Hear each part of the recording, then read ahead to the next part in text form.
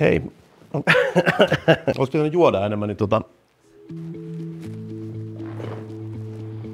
Moikka, mä olen Toni, Anduikin lääkäri. Ihmisiä varmaan eniten jännittää se, että sattuuko laserointi ja pelätään sitä kipua, mutta se on kuitenkin sillä tavalla, että ei se ole päivä D-spaassa, mutta suurimmalle osalle se on kuitenkin täysin siedettävä toimenpide. Ja toki sitä voidaan sitä ennaltaehkäistä käyttämällä puuduttavia voiteita ottamalla särkylääkettä. Suurin osa toimenpiteistä sujuu ihan kuin vettä vaan.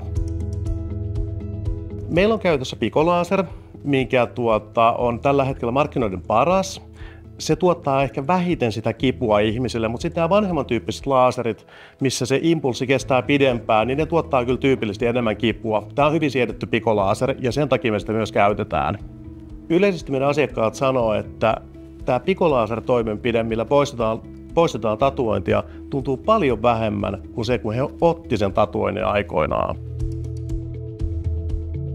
Kipu kestää sen lasertoimenpiteen ajan tietty, kun sitä laseripulssia tulee siihen iholle, se tunnetaan kipuna. Sitten se voi tuntua vähän kirvelynä siinä hetken aikaa. Toki voi kestää vähän toimenpiteen jälkeenkin, harvemmin kuitenkaan kovin montaa tuntia ja toki sitten särkylääkkeet auttaa siinä. Ja tässäkin on kauhean yksilölliset erot siihen, miten se ihminen kokee sitä kipua ja aistimusta. Osa ihmistä on täysin kivuttomia toimenpiteen jälkeen jo, eikä haittaa laisinkaan.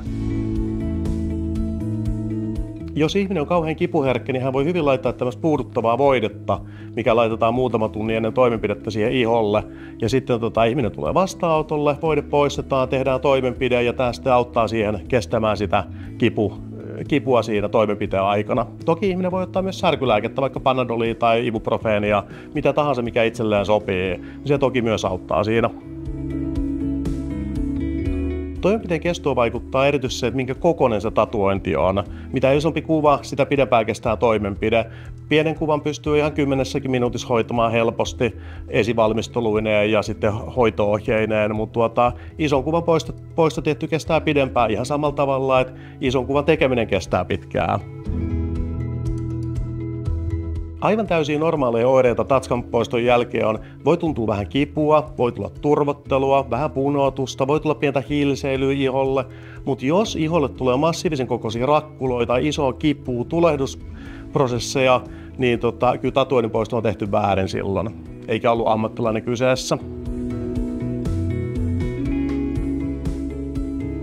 Ei tämä tatskan poisto ole yhtään tämän ihmeellisempää. Me Anduinkilla osataan ja autetaan.